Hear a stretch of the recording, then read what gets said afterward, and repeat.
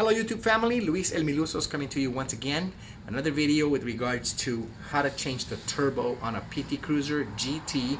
This is my 2004 PT Cruiser and I have a few videos on it already. Turbo's starting to leak oil, I'm losing a little bit of the power, and it's just the exhaust smells like oil. So I had checked and sure enough, on my turbo inlet, right where the air box, this is where my air box was, or my fit kit, and right in the turbo section you'll see there's oil in there. So I cleaned it already, but you still can feel the oil and can get oil. If I really get in there, I can get oil on my fingers.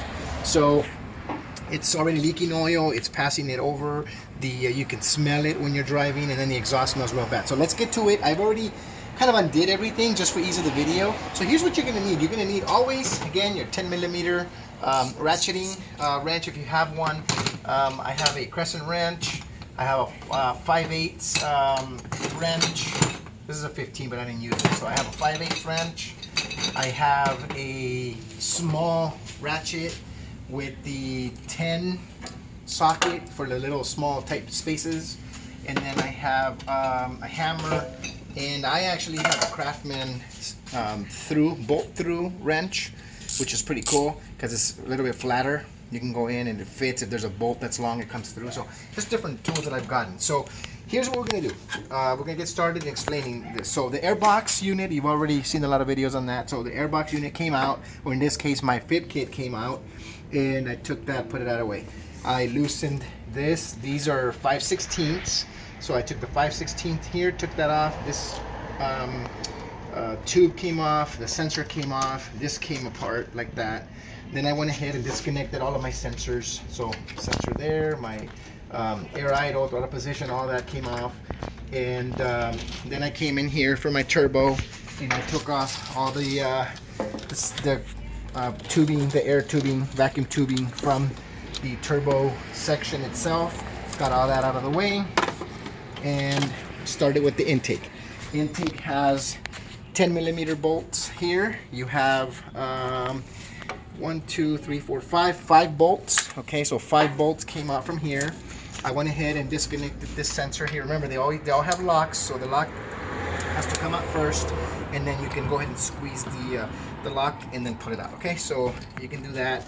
I took the vacuum off of this side, or the oil, and then the oil line from that side. Okay, as far as your throttle cables, you pick this up. Okay, so I'll go ahead and do it this way so you can see it. Can you see that right there? So then this one, you just turn it over, turn it around, and slide it out. This one you turn around and you also slide out like that. You can release that. This one has a little lock, so I'll take my screwdriver very lightly and turn, like push it out or squeeze it out, and then move this out. So it slides out. Okay, so there's a little lock that goes into this hole. This comes out. This one just slides right out. These two are out of the way. There are 2 bolts that are back here, which are going to also be 10. Okay, so 10mm. Here's one of them. Okay, so these go in the back here for the bracket. One's behind here. Take those 2 bolts out, and then you are pretty much ready to go with regards to removing the intake manifold. Intake manifold comes out. When you pick it up, be careful, because sometimes, like in my case, the little notch comes off.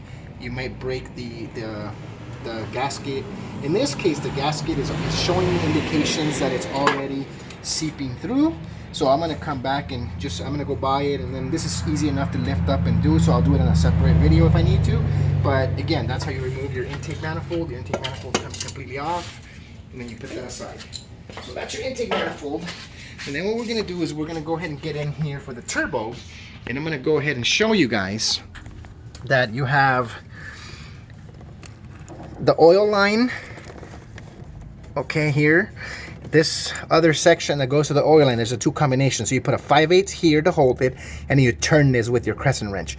You turn it again, righty tighty, lefty loosey. I've said that a lot of times in the video, and I held that with a 5/8.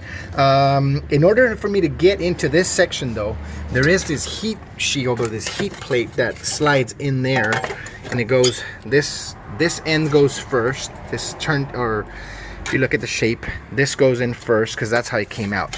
This sits flat like this, and I wiggled it out and then came this way. If this bends a little bit, it's okay because this is flexible, so you're not gonna damage it. So you can go ahead and move that. You're gonna take the bolts on the top. There's 3 bolts. So if it sits this way, you have 1 bolt on this end, 1 bolt in the middle, 1 bolt on the end when this is bent down, actually, like this. So it's on the side, and then you have another one on this side. So I took this out, and I'll show you where they go. Okay, so if you're looking down and this heat shield was up here, you'll have one on this end right here. You'll have another one on the corner over here. You have one sitting on top right here in the top, and then you have one on the end right by the turbo area. So once those come out, you do have, again, this oil line, and right here you have this water. So I'm gonna go ahead and this water line, just kind of try to get in there so you can see it. So this water line